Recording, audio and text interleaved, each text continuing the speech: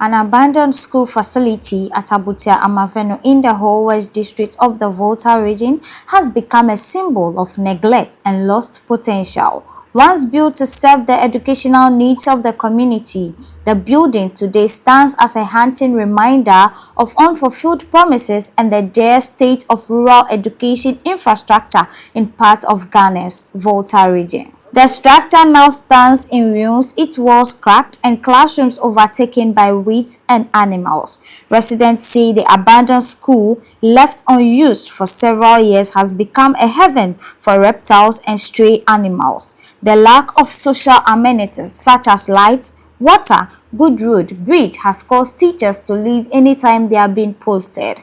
The classroom that once echoed with the laughter of children now sits empty.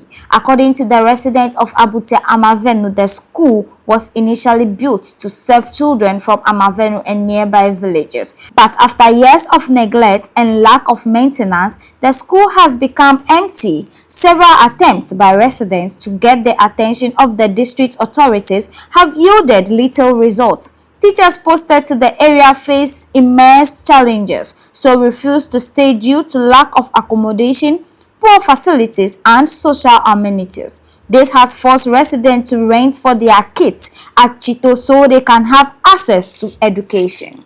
Community leaders are calling on government authorities, NGOs, and corporate bodies to step in and help renovate the building to restore access to quality education for children in Abutia, and its surrounding villages. Reporting, Grace Emerald Agboja for Palm TV News.